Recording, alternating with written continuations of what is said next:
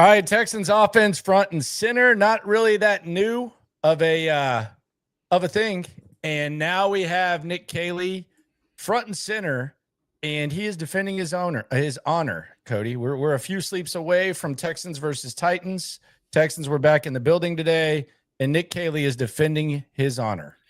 Yeah, he's gonna stick to the script here. He's hey, we believe in the direction we're going. We're headed in the right direction. We know what we need to fix. We know that if we clean those things up, everything's gonna be okay. Like, he's sticking to the script. So I mean, if he's gonna go down, he's gonna go down his way, which I guess there's something admirable in that. Or if it gets turned around, and I guess he'll have been right for them to stick to the script and stick to the way they've been doing things. Well, I think it's interesting because his way is it kind of depends how you look at what his way is. And that was where I started today with Nick Caley, because this is the Patriot system. We didn't know they were bringing in the Patriot system. This is the Patriot system. And it's been acknowledged by multiple players. It's been acknowledged by Todd Bowles. And I don't think there's too many people that are more authoritative figures on whether or not this is the Patriot system than Todd Bowles. He coached in Miami for 4 years, I think. I think he was the Jets head coach for 4 years, so he's playing the Patriots twice a year. And then, oh, by the way, Tom Brady brought the system to Tampa Bay, and he was in the building with it. So it's like if Todd Bowles says it, then it just confirms what it looks like. So I asked Nick Caley about that, and he kind of defended himself. This system, it's been spoken of as kind of can be hard for players to pick up, at least based on past experience on it. And there's like a limited amount of success without Tom Brady running it. Why is this the right system to get CJ Stroud back on track? Yeah, I think. Well, again, this is our system. This is not a copy and paste New England Patriots system. Okay, if that's what you're alluding to, I'm asking. But relative to the system, I think everything we've done has been very intentional to be able to cater it around our players, to simplify make the verbiage very. And we stripped everything down to the studs in the spring. So I think the thing that this system does is allow our guys to be able to have enough bandwidth and flexibility to alter schemes to fit the guys that we have from week to week. And that's what it does, whether it's, again, in the run game, gap schemes, perimeter plays, zone, mid-zone, wide zone. Like, we can activate those based on who we're facing and who we have available. And I think from a language standpoint, we've cleaned that up, and from the time we got. All right, so here's my problem. Here's the problem I have. That wasn't a satisfactory answer for you? No, and I told him afterwards, I said, yeah, Todd Bowles said this was the system. That's why I asked. But that's in the next clip. But here's my thing. Bill O'Brien talked about week-to-week game plan more than anyone. So, like, what he's saying is exactly what Bill O'Brien used to say. He used to say week-to-week game plan and all that type of stuff, but it would look very similar to what we see right now. I almost feel kind of duped by this whole thing, because it's almost like Cal McNair and Hannah McNair fell asleep at the wheel, because they promised when Nick Caserio was brought in that this wasn't Patriot South. And because they had to go through the 2 bad years and then D'Amico got here, it's almost like it just got forgotten. And then because Bobby Slowick doesn't work out with D'Amico, now all of a sudden Nick Caserio brings like a robot. You know the craziest thing about this Nick Caley thing? He didn't even sound in offense. No, That's he the didn't. craziest thing. He didn't even sound this way at training camp. Like, at training camp, he sounded more like Sean McVay. And then as soon as the season started, he even sounds more like Bill O'Brien and Nick Caserio. It's really weird. Like, at training camp, I was like, man, this guy sounds just like Sean McVay and Rams elements and all this. And then as soon as the games start, boom, he's back to the Patriot, the Patriot way. That's exactly what happened to the offense too. And that's what's really confusing for me when it comes to the Nick Caley situation. And the other thing that he's doing that I experienced and you experienced and we lived through. So he's saying the week-to-week game plan thing like Bill O'Brien. That's exactly what Bill O'Brien said. That's what he hung his hat on. Like, everything he's saying is it's just crazy how robotic these guys are. Like, when they leave there, like Tom Brady must like hypnotize them or something like that to where they just say all this stuff. But then he says he keeps like hanging his hat on the process.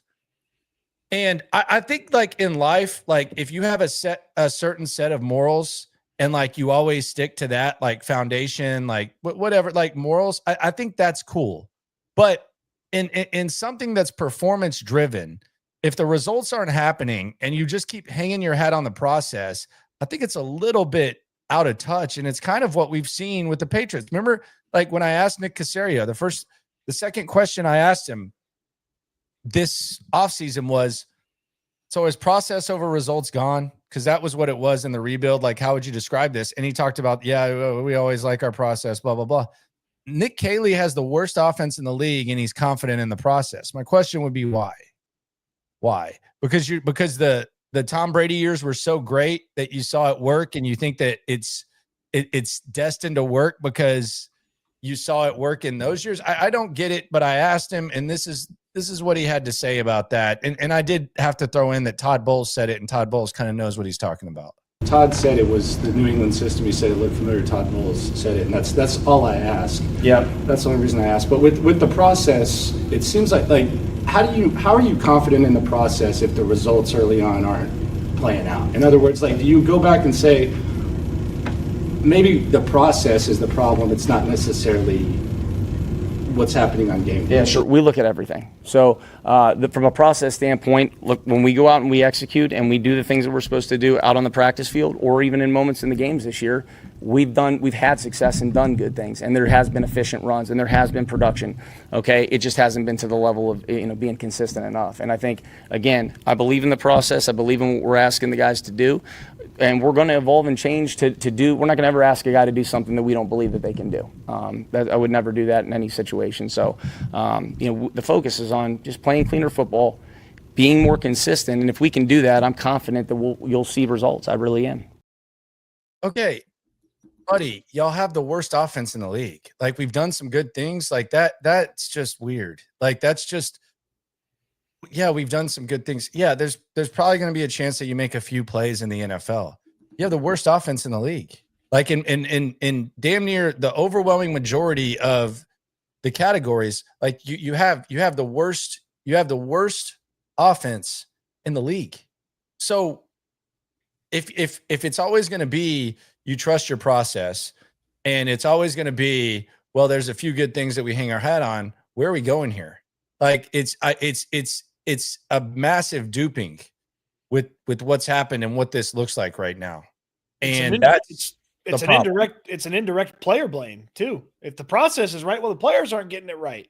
It's like, I don't know if the process is right. This is pretty good players, and this same group of players, roughly, kind of a similar group of players, they had some success last year. And I don't care about the group of players. Like, you should be able to gimmick together 14 points a game, which is lower than what they do now, or which is higher than what they get now. Like, yeah, we did some good things, just not to a good enough, just not consistently enough. Okay, well, how do you get there? Well, it's part of the process. Okay, well, isn't that the whole point, that the process is supposed to be easy to execute?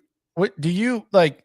I think I don't have any problem with someone standing on business. Like, if you have morals, ethics, all that, whatever they are, I respect you standing on business.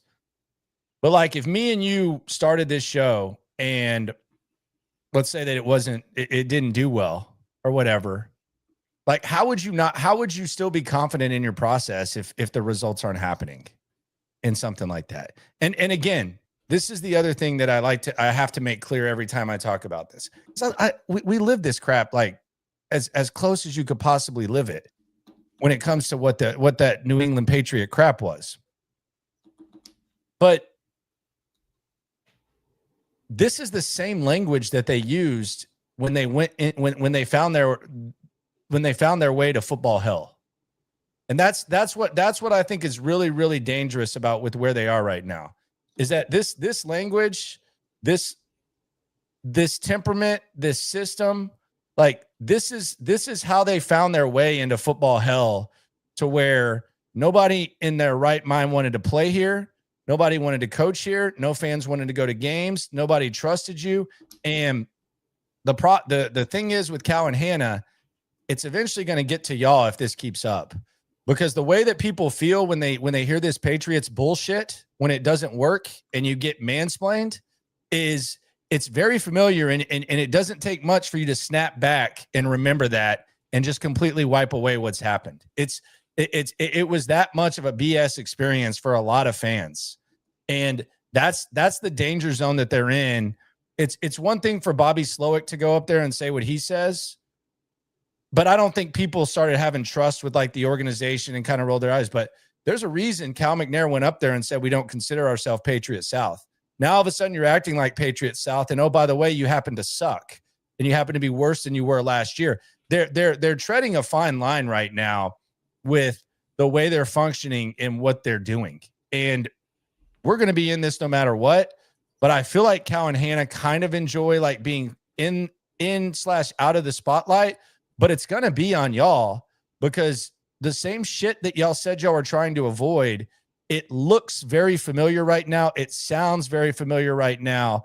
And unless Nick Caley figures it out, and hell, they started out good last year. So unless he figures it out, all that crap, all that good work that y'all felt like y'all did, it's going to go away, and you're going to find yourself with empty stadiums, pissed off fans, and 2 division titles, which you said you were trying to take to the next level. It's not going to be enough for people. It's not going to be enough lipstick on the pig that it looks like this thing is headed if this continues, and if they continue to pull this bullshit that they're pulling right now. It's ridiculous. And so I'm guessing you don't mean this on just the Caley front. You think this extends to D'Amico too?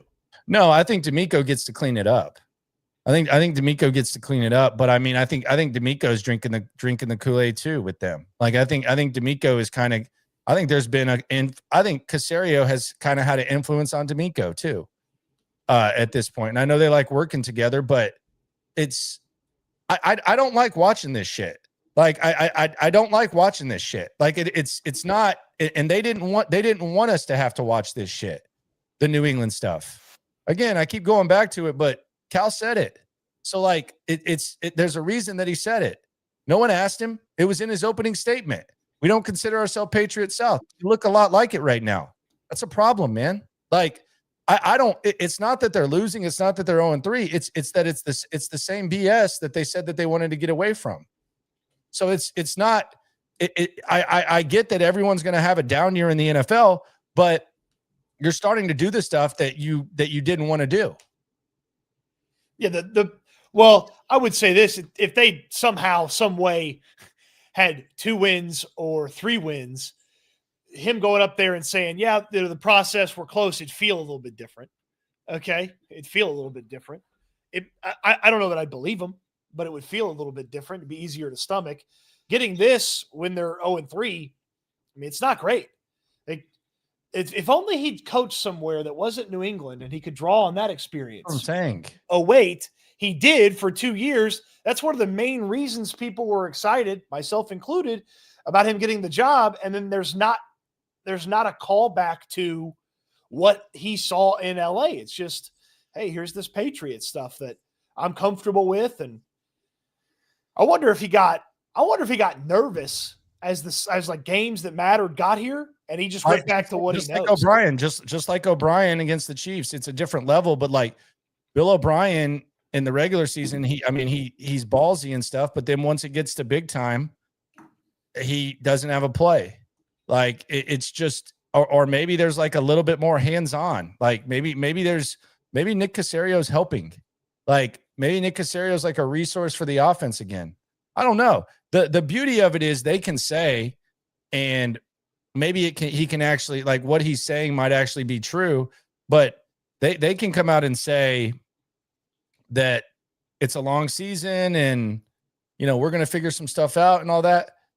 Sure. Like, yeah, that could easily happen. I mean, that's possible. Like last year started a different way, but you're doing what you said you didn't want to do. That's the problem. I wouldn't be sitting here like to me, the process matters when it's not, you're trying to copy the New England offense.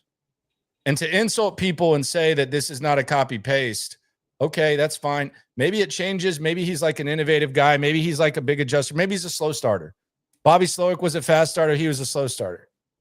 But this is like there's like so many things that you can list. Rookies have a hard time getting on the field, skill guys with O'Brien. Check. Limited motion. Check. Quarterback having to do too much. Overwhelmed. Check. Offensive lineman getting left on an island. Check. Still sitting there sticking your chest out about the process whenever the results aren't there. Check. I mean, what am I supposed to think about this? That's why when he basically, leaned on, this is what I know and this is how we've done it, and small thing here and there. I asked him, I was like, so no wholesale changes? Like, you're 0-3, this hasn't no wholesale changes, and he was right back to, no, if we do what we need to. I just can't.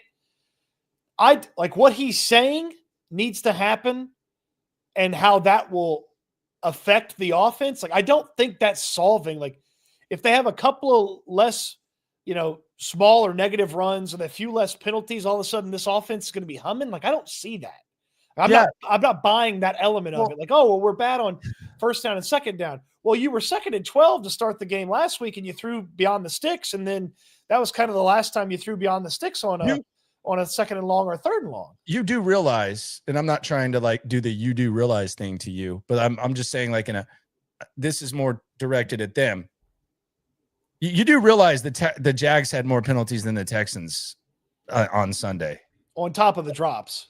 Yeah, so you can always point to penalties, but they actually won the penalty battle between the Jags with the Jags.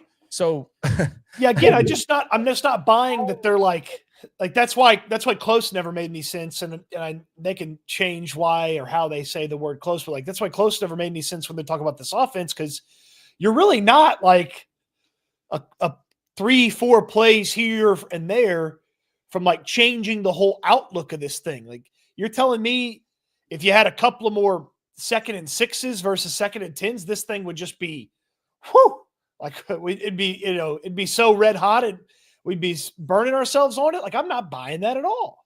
Yeah. So, I mean, we'll see what happens, but Nick Caley defended himself. Let's hear that interaction with you and him about the wholesale changes, and then we'll get to the super chat. Shout out to everyone in the chat. Hey, Spanky's tomorrow, 3:00. Beers on us. First 20 beers on us. We will be out there. It's going to be fun. Pizza. I can't wait. Did you see that 3-piece combo they got tomorrow in college football? It's a good one. It's a good one. Starting off right off the top at the happy hour. It is going to be fun. Florida State at Virginia. Small favorite Florida State is. A little TCU action at Arizona State, and then the Cougs 9:30. So little pregame action before you get ready for the Cougs. Don't threaten us with a good time. Spanky Sharpstown tomorrow. We'll see you there. Seems like a lot of people are going to be there. Let's hear Nick Caley defending his wholesale changes or lack thereof. We look at what we can do. I mean, whether it's scheme or a run types in certain games. I mean, it's all going to be relative to who we have out there, who we're facing, and stuff like that. Things that maybe have not worked as well in the flow of a game, we might get away from and try to get to some alternative runs and stuff like that. Or based on looks that you're expecting, and maybe you get a different look in a game, you'll alter and go a different direction at that point too. Okay. It's a novel concept. Stop running the stuff that doesn't work. Yeah. But that's not part of the process. So I don't know if you can do that. It is. I'm very intrigued to see what type of changes he does make. He's already failed the kind of week-to-week thing. And the other thing is this, dude. Like, I'm tired of the I word. Like, the P word is starting to piss me off. The I word is starting to piss me off just as much. Like, the P word is obviously process. The I word improvement is so stupid. Like, if you tell me that I'm in a talent show and I'm going on stage and I'm about to sing, and as soon as the lights come on, I piss my pants and run off the stage, and then I get another chance, like the chances are it's going to improve. And then let's just say I don't piss my pants, I just suck at singing. And then the next time I actually get, like, if you suck, you're going to keep improving. So I'd like, yeah, it's gotten better week to week. Yeah, no shit. Like, I don't like, this is not like oh, okay, we're getting better. Like, this isn't that type of thing. It really, though, like, it really hasn't gotten better. Like, oh yeah, you scored less points.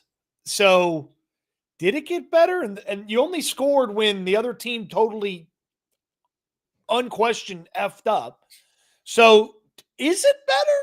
You average 1 yard a carry with Nick Chubb outside of a couple of carries. Is it getting better? I don't see it. Like that's the worst thing. And it harkens back to kind of what you talked about at the top of the show. You cannot piss on my shoes and tell me it's raining, because that's what Bill O'Brien did for almost a decade. And that's how they lost the fan base.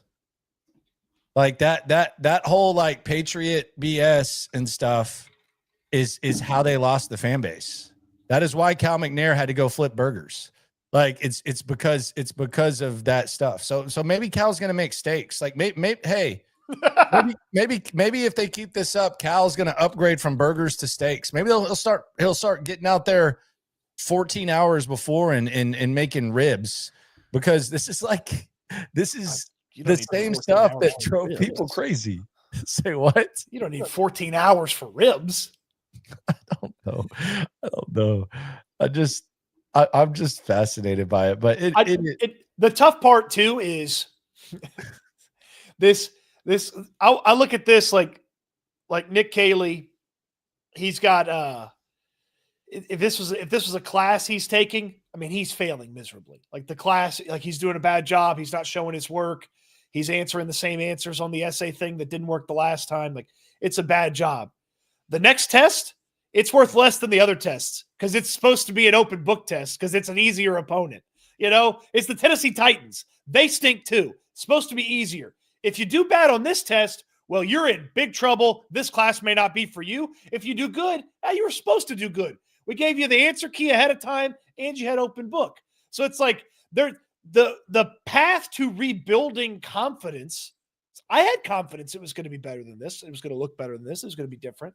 The path back to confidence is a very long road that he has put himself back behind because of the failures and the inability to explain the failures. And the other thing is, like I talked about being graded on a curve, like heading into this season, and they're not even achieving that. Like I remember one of my real F up friends back in the day, like we had an extra truck and my parents could have easily, like my stepdad and mom could have easily like just let him have the truck, but they wanted him to, like, he was very irresponsible and they just wanted him to have like some sort of discipline. So they're like, all right, we'll put you on a $50 a month plan, like for the truck, just to teach you some sort of responsibility, the bare minimum.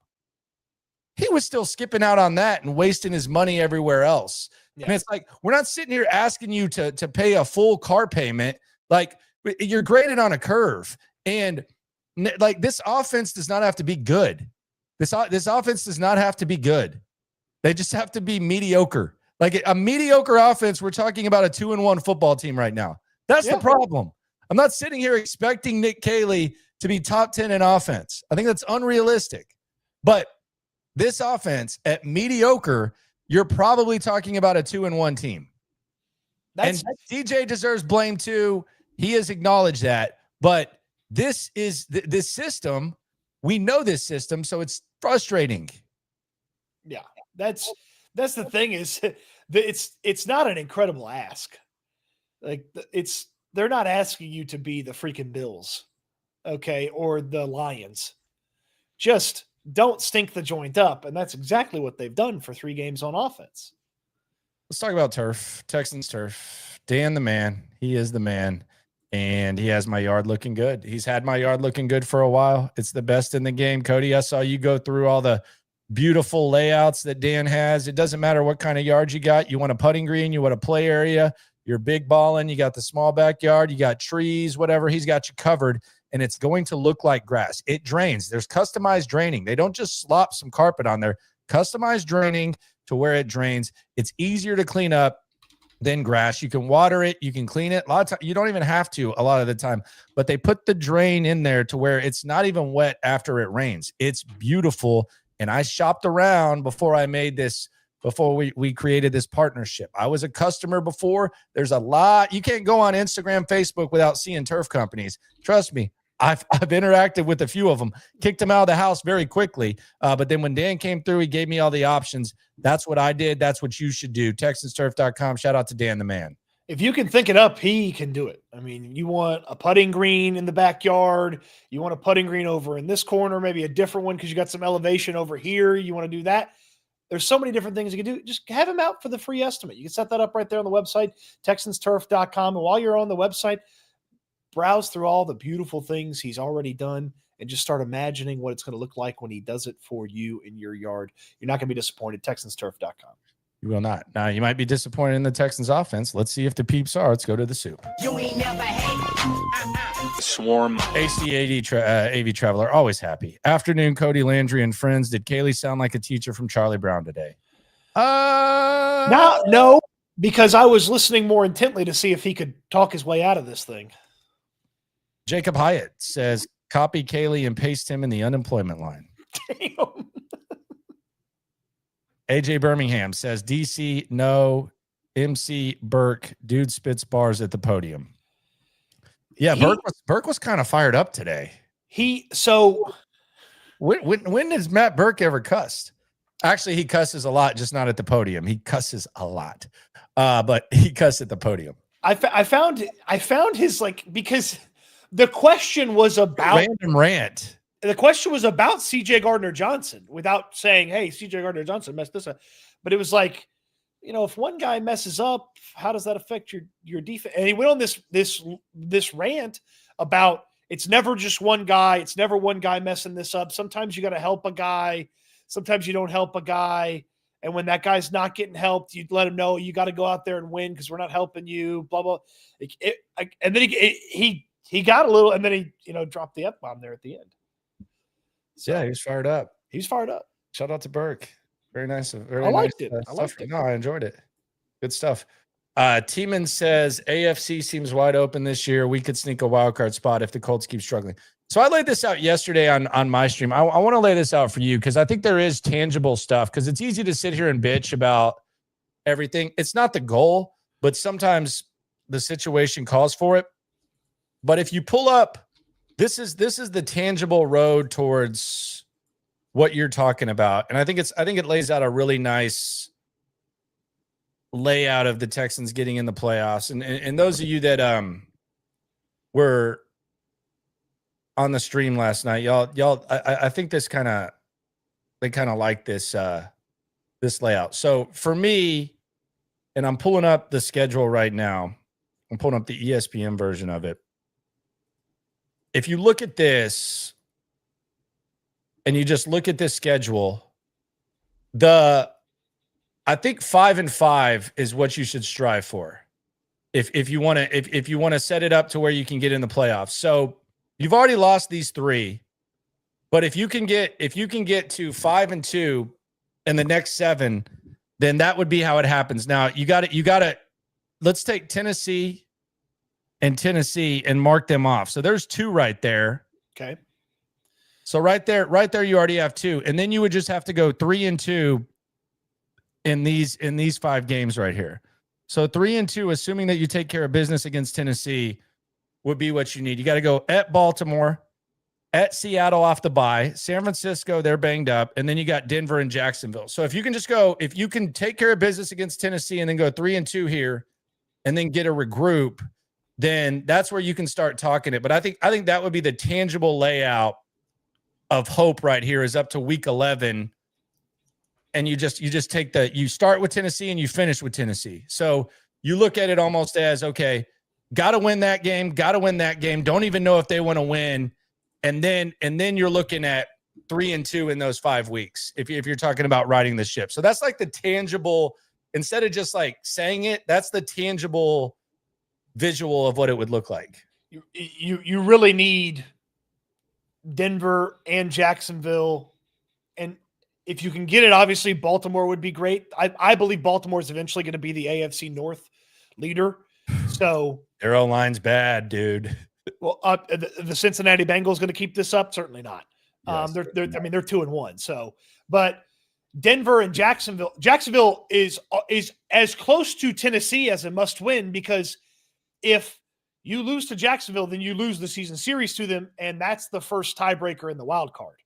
So you really need to split with Jacksonville. You need to take care of your AFC games as best as you can. And you got to beat Denver because you got to imagine they're probably competing with you for a wild card spot as well if you're not in the conversation for the AFC South. This all changes if it's an AFC South conversation. But let's say the Colts keep enough distance and you are fighting for 5, 6, or 7. You need head-to-head wins against Denver, and you can't win the head-to-head against Jacksonville, but you can force it to the second tiebreaker, which is AFC games. So you could really, really use. 5-5 would be excellent. Yeah, and if you look at it that way, just the way that it's laid out, it's you're kind of fortunate that the Titans are in that mix, and then you get the Colts later. So I don't think anyone's picking them against Baltimore. It almost feels like this year, as opposed to last year, the bye week is perfectly placed. Right there at week 6, they could use a little bit of a break, especially with the 9:00 game at Seattle, which I think is actually the swing. I think if you win that Seattle game, then stuff can get very interesting for them. Because San Francisco, Denver, Jacksonville, and Tennessee all look very beatable. But I think that you can't afford. Before it was kind of like, well, it's a fluky 9:00 game. I think that Monday nighter, that late Monday nighter, can't afford to lose that.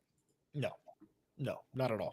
So that's just kind of the only way you could afford to lose that one is if you somehow upset Baltimore. Like I would trade losing. You already the Seahawks. have to drink 2 ounces of cucumber Gatorade, 2 ounces of milk, 2 ounces of apple cider vinegar if that happens. I would trade losing to the Seahawks for beating the Ravens. Well, beating the Ravens, like all right, I'll fast forward and I'll get ahead of myself. And if they end up losing, don't blame me for it. But I'll go ahead and get ahead of myself on this. So if they do beat the Ravens, I would almost play what if I told you. What if I told you they could start out 3-2, or they could start out 2-3, and one of those wins being Baltimore heading into the bye? Which do you think would be more significant? That would be, if we started playing the what if I told you, and that's always what you play when your team's down, like when your team's suck, when your team's playing like shit, or there's something going on, you play what if I told you. Like if Texas is like I remember Texas OU games where Texas is down 10-0, and my dad would be like, well, what if I told you we'd have 6 yards of offense and we'd be down only 10 points? Be like, well, I would rather not have 10 yards of offense, but what would you take? I would, I probably would take beating the Ravens. Yeah. Cause if you get your ass kicked by them, you just back down to it. But I don't even know if that's a choice. Tyler Olson says Patriot South is back. Cal and Hannah need to know. They should already know. They got some sort of clue, right? I would think so. Rich Boy Jay says, can you guys have a little blind faith? Caley probably. Yeah. So CJ in the offseason talked about that earned faith and that blind faith. And well, Nick Caley's definitely in blind faith territory. Raphael, shout out to you, my friend. And then he says, you need to have it's not all bullshit on offense drop ready to be replaced. You're talking about after Denver got up by like 30 points, and then the Texans had some mop-up offense, and then Bill O'Brien came out and said, it wasn't all horseshit on offense. It wasn't all horseshit on offense. It's like, well, they were kind of taking their foot off the gas. Nick Jones, he says, did Caserio shape shift into Jack? My God. Oh, so more like Caserio's Jack now? Yeah, Foreman pushing his guy in there. Rich Boy Jay says, I hate how they're using penalties as a scapegoat. What difference does it make? Is CJ is getting sacked for 15 yards on 2nd and 6 and 2nd and 16 or 2nd and 16. Here's an annoying aspect of the offensive line this year, because I was looking at this. They are not one of the 10 worst offensive lines in quarterback pressure right now. Like there's a lot of teams allowing more pressure than them on a more consistent basis and more overall pressures. It's still roughly the exact same percentage as last year's team for the season. So it's like the numbers are skewed, and there's a few teams that have had some bad days that have really, really made the numbers like kind of jumpy here through the first 3 weeks. It's the same quarterback pressure rate as last year, basically. It just so happens to look better in the grand scheme when you compare it to everybody, but they haven't fixed all these pressure issues by any means, which is just one of those things where the offense can't seal off something that's bad. Like we were told, CJ Stroud said it, they're going to call plays to help the offensive line. It doesn't feel like they do that very often. Like they can't seal off one piece of this offense sucking. It just starts to tumble into itself into just a cycle of suck when something goes wrong. The Rhino, old school reference. He says, Buddy Ryan would have punched Caley by now. Should have left CJ Gardner-Johnson in the building. Let him get at Caley. Malik the Rapper says, which OC y'all eyeing next season? Josh McCown every time. Josh McCown's going to be my answer forever. SSG says, never thought I'd say this, but I miss Damn It, Bobby. Do you? Damn it, Bobby. He says, if we turn it around, line that ish up is going on a t-shirt, Nico Collins. Zero doubt about that. Mm-hmm. There's a chance that Nico Collins is an inflection point for this team. There's also a chance that Nick Caley can't get him the football on Sunday, and we're all sitting there pissed off again. The man, the myth, the legend, Wag says, afternoon all. Sorry, I've been traveling. Can we go back to zone blocking scheme? CJ needs his mojo and confidence back. Okay. Shout out to Wags. Well, Wags, I don't know if you heard this. The offensive coordinator said it. Whatever they need, they can do. He said they're good. Except for score points. Risque Barber says, if the Texans offense was a Gucci Mane song, it would be Lemonade because that ish is sour. Trying to think about what it would be. Gucci Mane song. Who knows? Did I get? You're the Gucci Mane expert. Yeah, I have every album he's at. I probably have like 15. He's been with his wife. I got his book since like what 2010, 2014, something like that. Yeah, she took care of the money when he was in jail. So that's a true story. He gave her money and then she turned the $2 million into like $6 million by the time he was out. Yeah, he took care of it, man. That's badass by her. Well, he also brick factoried, so he had like so many albums when he was there. But yeah, it would probably be I don't know what it would be. Didn't Nick love his tight ends? Would Brevin and Stover make a difference in this offense at all? I would say yes. I would say that's an interesting point that you bring up. They are very limited tight end wise. And I would sense that in a perfect world, you would like to have more tight ends. That's a really good point that we kind of haven't brought up. I know injuries happen, but that's a solid point. Stover I can confidently say this. Stover is a better blocker than Harrison Bryant. So maybe that would have helped a little bit here or there. Maybe they would have put Dalton in some different scenarios if they still had access to Cade Stover. It's fair. It's a good point. I don't know what Brevin's impact could have been. I mean, some of the stuff we saw in the preseason, it's tough to say we would have seen it in the regular season because it hasn't been prevalent. But Brevin had a nice preseason before his injury. So yeah, I mean the legend of Brevin grows because the players behind him can't play. So it's kind of like you don't know how good he would have done, but he would have been better than what they saw. So you automatically kind of optimistic. I mean, he's better than Norman Bates or whatever the other guy's name is. Brendan Bates, who's not even active. He's obviously better than him. Jake Johnson on Z Soup. He says, you ain't never hate. Swarm. All right, you read this one. D'Amico treats all stages of ball like the three siblings. Defense is the oldest, goes over and above. We expected more. Special teams is the middle child, does everything well and gets a good job, buddy. Offense, baby. Screws it up, focus on what you did right. That's pretty good. That's badass right there, Jake. Thank you. That is very solid right there. Offense gets Offense gets all D's and or gets all F's and one D. Good job on the D. That is elite right there. Defense gets all A's and one B. What happened on the B? What a message right there by him. Good Lord. That's a contender for Super Chat of the Year. Yeah, that's solid, dude. That is solid. Let's talk about TDECU. The best time to rock your team's gear is when they're not good. And that's really what the Texans are right now. When they turn it around, you still rock it. You still rock it with pride because we are all in this together. And TDECU is giving you a chance whenever you want to upgrade your gear with the TDECU Texans debit card. By the way, the fresh logo on there as well. You'll save 15% at the Texans online team shop, jerseys, hats, hoodies, no matter what you want, it's all 15% off. All you got to do is visit TDECU.org/Texans. Get your card today. Membership required, insured by NCUSA. And they got so many great benefits to being a member at TDECU. It's not just the Texans benefit. You're going to get all sorts of other benefits that your typical bank doesn't offer you. Credit unions take care of you. You are a member with them, and they have so many different things that you can access throughout TDECU. And like Landry said, get you some new gear. Your favorite shirt's not working. Get a new favorite shirt. Your favorite hat's not working. Get a new favorite hat, get 15% off TDECU.org/Texans. You can find it in the description, and you can walk into one of those 15 greater Houston area locations and get signed up today. And that's not all they do. They got a heck of a lot more there as well.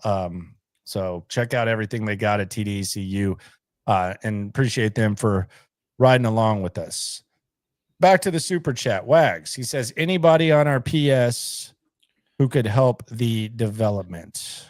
Well, I did go down the what if Titus Howard can't play rabbit hole. Thank goodness he can. He was back at practice. But I went down the rabbit hole of like, well, maybe they just played Trent Brown instead of Blake Fisher. Trent Brown can't even play right now. Are you sure about that? No. Would you rather Trent Brown to go out there? Or would you rather Blake Fisher to go out there? I'd rather play with 4 linemen than have Blake Fisher out there, honestly. Okay. Noted Blake Fisher fan, Landry Locker. See that? I can't even answer the question. Dominic Castillo says, hey, bro, Alpha Wilson here. And another sneezing fit today. Hey, bro, Alpha Aaron here. Yeah, he's sneezing all over the place, man. My man's got like 2 medicines and all that. He's trying to grind it. I thought it was allergies, and then he was like talking to me today, and I kept trying to like back up because I don't think it's allergies. I think he's got like a little bit of a cold or something. So if the Texans get sick in the next couple of days, patient 0. Ooh, is that what happened to Titus? Was Aaron bothering Titus after the game and he got him sick? Hey, bro. Aaron did go over to CJ today too. Oh no. Is it Mills time on Sunday? Oh no. Mills is finally going to get the start against the Titans after D'Amico screwed him out of it 2 years ago. It's going to be Davis Mills revenge tour. Davis should do the he should do the Osweiler. No, you didn't go to me when you needed me. You're just going to me because you have to. That was sad. To also answer Wagon's question, there is no help on the practice squad. They got to figure this out with the guys they got on the 53 on offense. Yeah, there's not much. Austin Deculus ain't walking through that door. Austin Deculus is not walking through that door. He will not be suiting up for the Texans. Damn shame. Damn shame what they did to that guy. The legend of Deculus. So we talked about the Nico Collins, Ladarius Sneed beef the other day. And this is kind of sad. So Ladarius, this is right in the wheelhouse of something that would I don't know that it pisses off Landry is not the right way to say it, but this just disgusts Landry. Like this is right in his wheelhouse of disgust. Ladarius Sneed has a reputation for talking crap. Him and Jamar Chase talk crap about each other for a long time. So he sometimes plays some of his best ball when he does this. So he did it with Nico, and then as a refresher, here's what it was yesterday. Nico Collins this week. Who? Nico. Thank you. Yeah, he said that. And then the DB coach for the Titans said Tony Oden had this to say about look at Landry's face. This is great. It definitely wasn't an egg on. One of the things that we always talk about is a nameless, faceless opponent. Obviously, I respect Nico, and so does he, and so does everyone in our room. But it's not about that. It's about us And I think that's what he was trying to articulate, and that's what he meant. It's about what we're doing, how we're doing it. We treat everyone over there with the utmost respect. This NFL is full of phenomenal receivers. Each team we play every week, every day, everyone has a superstar. So I think it was more of that. I know it was more of that than it was egging on, because he had ultimate respect for him. Do you know the guy? I am not buying this at all. And this guy sounded scared to death talking about Nico Collins. No, he's a good receiver. What was that about? Like, why is he doing that? What? So here's what's funny. Somebody had I can't imagine the cornerbacks coach is just available. Somebody had to go say, "Can I talk to the cornerbacks coach about this?" You think Kaharski requested him? It feels like something that Kaharski would ask for, and then everybody goes over there.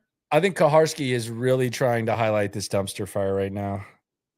Ever since Callahan corrected him and had the wrong rule, it's not good. Yeah, it's like an obsessive Karen or Darren with no life having bad service at a restaurant and getting talked to bad. Like there's gonna be a Facebook post, there's gonna be a social media post, there's gonna be hell to pay. Strongly worded letters. Oh, one of your cornerbacks said this about Nico. Let's talk to the DB coach. Let's see what he has to say. Oh, no, nameless, faceless opponents.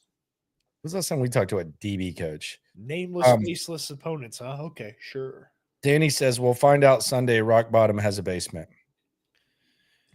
Danny, is that any way to live your life, Danny?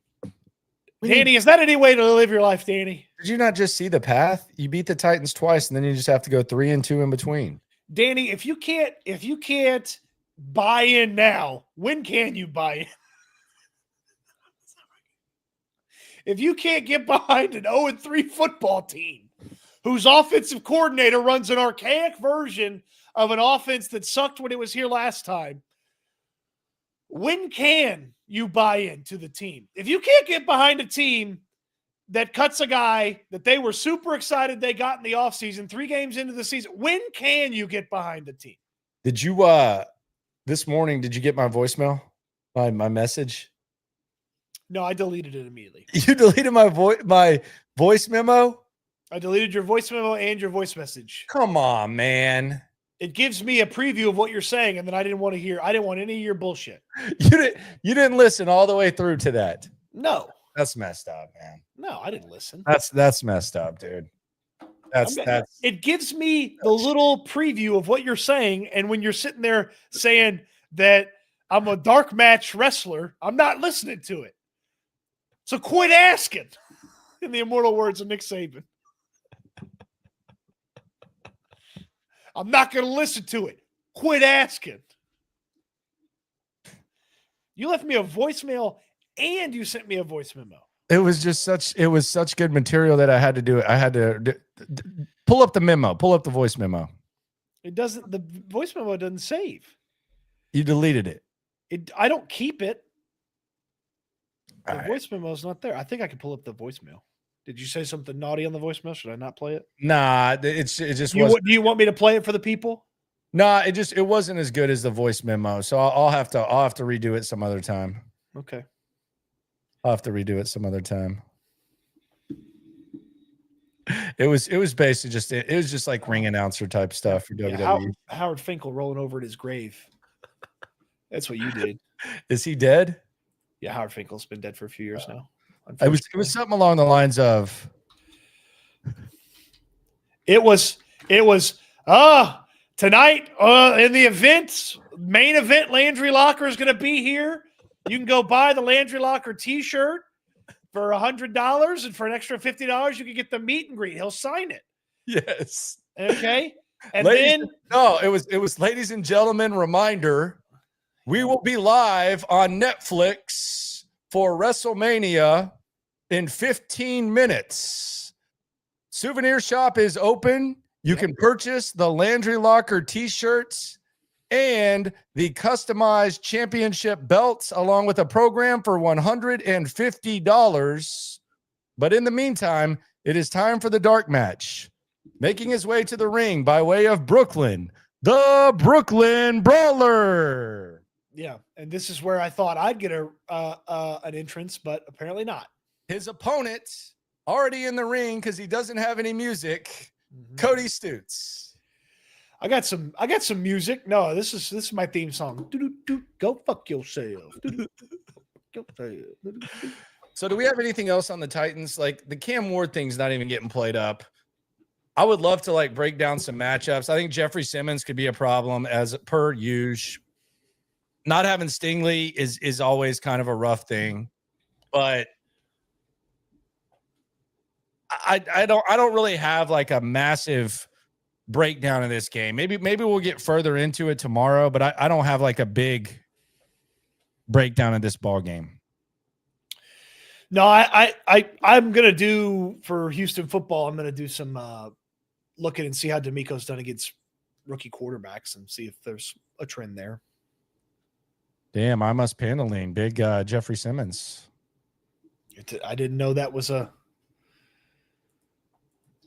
Is he attractive to the ladies? I don't know. Maybe she said so.